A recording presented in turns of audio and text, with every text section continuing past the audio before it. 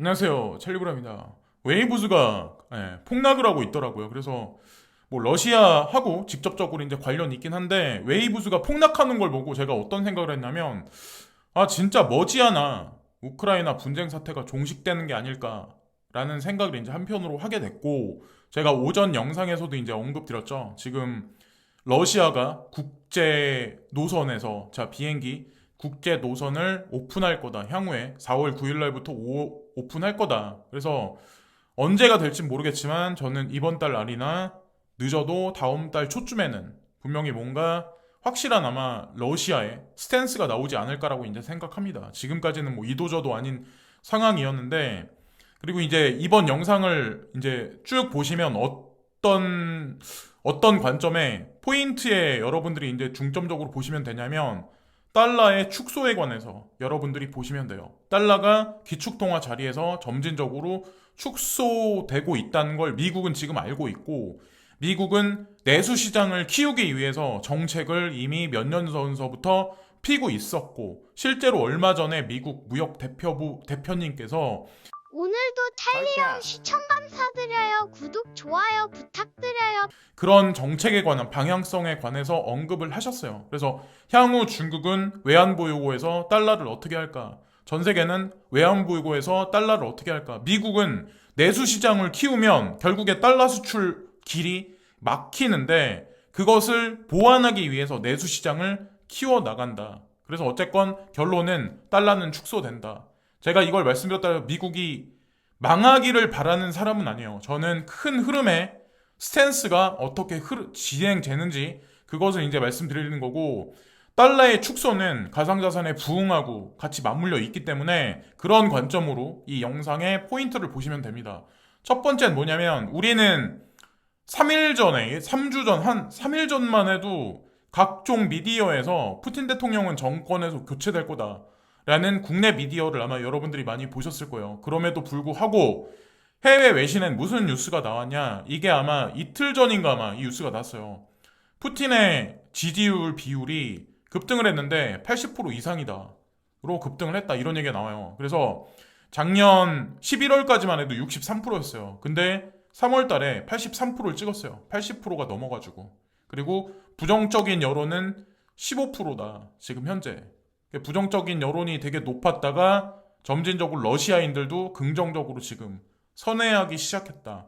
이게 지금 현실이라는 거예요. 이번 분쟁을 통해서 러시아가 국내 미디어를 보면 잃은 것도 많고 막 이렇다고 하는데 사실은 러시아하고 중국이 배후에서 뒷구녕에서 가져간 게 상당히 많아요. 그리고 그거는 나중에 이제 영상에서 언급드릴 거고 그 반면에 지금 바이든 행정부는 지지율에서 이번에 이제 중간 선거가 11월에 있죠. 근데 그럼에도 불구하고 지금 보시면 긍정적인 여론이 별로 탐탁치 않아요. 예, 지금 국민들한테 제 기억에 3월 28일까지인가? 예, 그때까지만 해도 이 비율이 긍정적인 비율이 46에서 47, 8% 정도 됐거든요. 근데 더 떨어졌어요. 지금 현재 상황이. 예.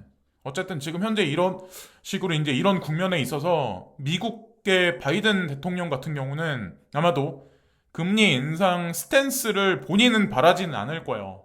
인플레이션도 가라앉기를 바라고. 그래서 타겟책을 피는데 내수 시장 활성화 정책에 돈을 쏟아붓는 지금 정책의 방향성이 이미 가닥이 잡힌 게 아닐까라는 생각을 합니다. 자, 그래서 3월 28일 날 타이미 USTR 그러니까 미국 무역 대표부 대표님께서 바이든 정부는 중국산 제품 고율 관세 당장 철회가 없을 거다.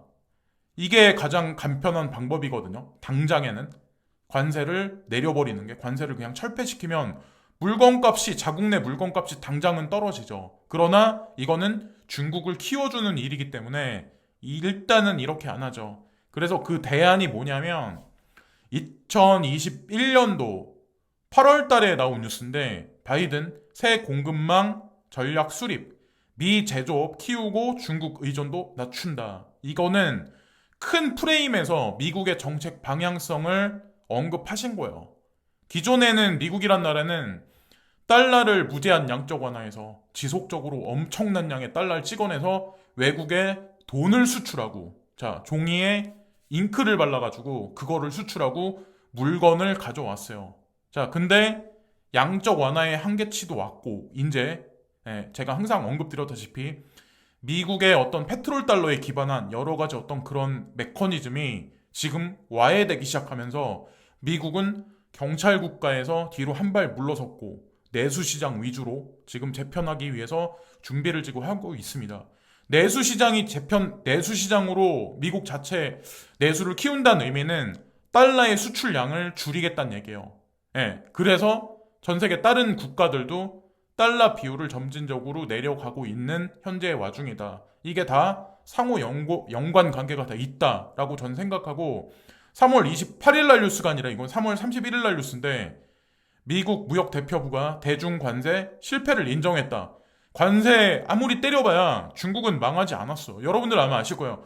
이 대중 관세, 고관세 물었던 거는 사실 트럼프의 행정부부터 사실 지금까지 해왔던 거예요. 지금까지. 근데 미국은 제조업의 재건에 초점을 두고 이렇게 움직일 거다. 아까 바이든 대통령이 언급한 거랑 똑같은 언급을 하셨죠. 자, 근데 여기서 이제 어떤 게 있냐면 우리 제조업의 기반이 본국으로 돌아와 다시 세워져야 한다고 촉구했다. 제조업의 복귀와 재건이 앞으로 추구해야만 하는 계획이라고 그는 강조했는데 중국은 전기차, 반도체와 같은 제조업 육성을 목표하며 미국은 이러한 중국에 필적하기 위해 전략적으로 투자해야 한다고 타이 대표는 밝혔다. 자, 똑같이 미국도 이렇게 한대요. 이렇게 간대요. 그리고 특히나 4차 산업혁명에서는 반도체가 엄청나게 중요해요. 왜 자꾸 대만 언저리에서 자꾸 왜 그러는지. 그리고 2025년까지 중국은 대만을 수복하겠다. 뭐 그렇게 하겠다, 어떻게 하겠다. 그런 얘기를 지속적으로 하는 이유가 사실은 이런 것도 지정학적 어떤 그 위치상도 있지만 요 문제가 가장 크지 않을까. 그리고 현재 제가 알기로는 SK가 이번에 뭐 반도체 공장을 미국에 또 설립을 일단 했고 삼성도 설립하기 위해서 뭐 준비 과정을 다 밟고 있는데 이런 어떤 여러 가지 미국도 국가 정책상 반도체 위주로 지금 재편에서 키워 나가려고 하는 게 아닐까. 그리고 반도체 산업을 육성하는 거는 사실은 가상자산 시장하고도 맞물려 있어요. 채굴기 그리고 마이닝 산업하고 사실은 다 맞물려 있기 때문에 자 이거 일련의 어떤 이런 거를 다 보시면 아마 뜻을 이해하실 수 있을 것 같고 그리고 이 법안은 미국 국내 반도체를 연구하고 생산하며 관련 공급망을 세워 강화하는 데에 520억 달러의 예산을 책정하는 것을 포함한다. 이게 인프라 법안 비슷한 거거든요, 사실. 그러니까 금리를 뭐 인상한다, 금리를 인하한다 이렇게 해서 뭔가 대안이 없으니까 스태그플레이션 상황에서 이런 식으로 우회적으로 사회 인프라 법안, 인프라를 확장해서 거기다 예산 편성을 하고 사람을 거기 투입해서 사람들 급여를 받게 하고 경제를 키우기 위한 차구책이죠.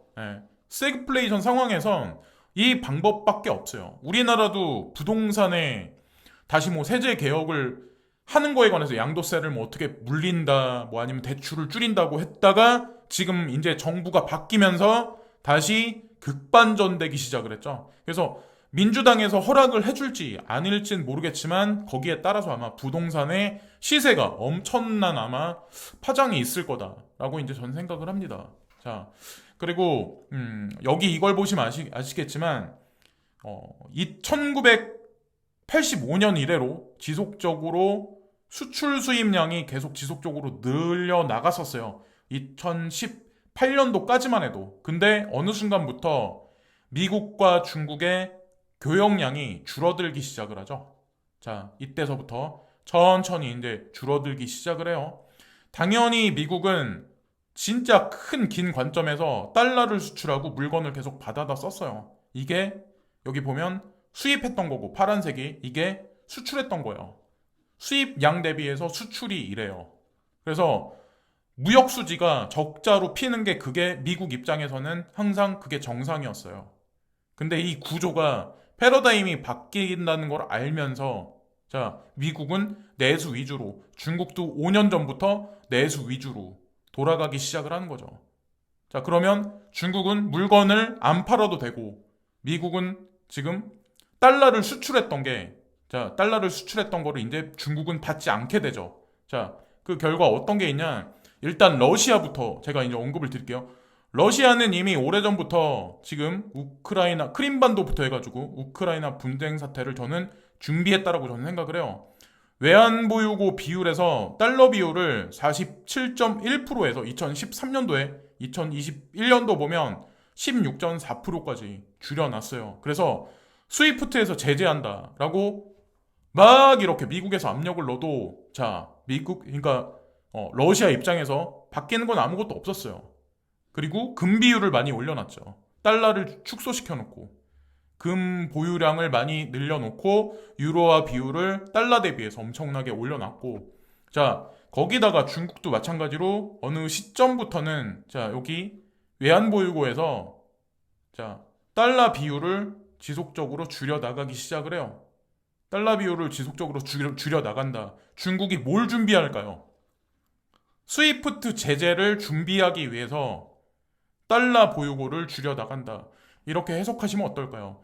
금 비율을 지금 지속적으로 올려놓고 있다. 왜 이렇게 할까요? 스위프트. 자, 똑같은 어떤 그 평행 이론이 성립이 되죠. 우크라이나하고 러시아의 분쟁 사태가 나토가 중간에 껴가지고 그랬을 때, 그리고 이번에 만약에 대만 그런 문제가 불거진다면 쿼드를 중간에 두고 중국은 거기다가 뭐 가입한 해 만에 자 거기다가 이제 명분을 붙여서 너네 가입하면 어떻게 된다.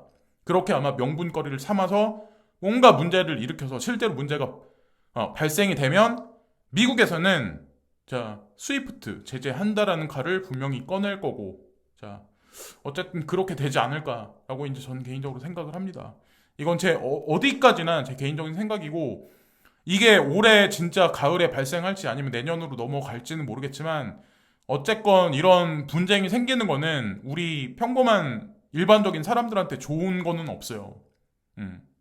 뭐 열강들의 서로 간에 이제 어떤 그런 이권 다툼인데 좋은 건 없지만 어쨌든 가상자산에 투자하고 계시는 분들은 전체 지금 흐름이 어디서 어디로 가나 미국은 왜 내수 시장을 키우려고 하나 여기에 포커스를 맞추시면 많은 아마 큰 그림을 보실 수 있지 않을까라는 생각을 합니다. 그러니까 다른 기존에 있었던 이제 전통적으로 다른 국가들이 여태까지는 미국 달러에 관해서 공신력이 어느 정도 인정했는데 이제 지금부터는 인정하지 않으니까 외환보유고에서 서서히 줄여나가고 그런 어떤 게 있지 않나. 그리고 미국도 그걸 알기 때문에 내수 시장을 키워서 오히려 수출 수입보다는 내수 시장 위주로 재편해서 움직이려고 하는 게 아닐까라는 그런 생각을 하게 됐습니다. 자, 이번 영상은 그런 관점으로 보시면 어떨까라는 생각을 합니다.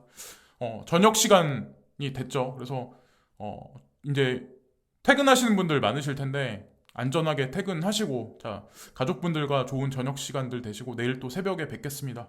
자, 불안한 장세 속에서 끝까지 멘탈 관리 유지 잘 하시고 확신을 가지셔가지고 꼭 시간의 자유 그렇게 꼭 다들 누리실 수 있는 2% 안에 들어가실 거라고 저는 이제 믿습니다. 그렇게 돼야 되고요. 저도 이제 이렇게 장세가 안 좋음에도 불구하고 제가 막 고집 부리면서 이런 걸 막 계속 언급하고 막 하는 게 당장 여러분들한테는 이게 뭐 말도 안 된다 뭐 이게 무슨 득이다 이렇게 되시겠지만 큰 그림을 보시고 화폐 체계가 어디서 어디로 가는지 그리고 우리가 그냥 불장난 같이 아이들 뭐 20대 아이들 뭐 10% 벌었네 20% 벌었네 그러면서 뭐 어떤 뭐 차를 바꾼다거나 아니면 뭐 어떻게 뭐 시계를 좋은 걸 샀다 뭐 자랑하려고 우리가 이거 투자하는 건 분명히 아니거든요. 우리는 생존을 위해서 투자를 하고 있는 거고 지금 현재 화폐 시스템의 패러다임을 알고 있기 때문에 투자를 하고 있다. 이런 관점으로 보시면 돼요. 인생 역전을 위해서 그런 거지 무슨 뭐 차를 바꾼다? 그런 건 사실 앞으로 세상에서 전 의미 없다라고 그거는 진짜 단순한 생각인 거고 그래서 시청해주신 많은 분들께 고개 숙여 감사드리고 좋은 저녁 시간들 되세요. 감사합니다. 오늘도 탈리형 시청 감사드려요. 구독, 좋아요 부탁드려요.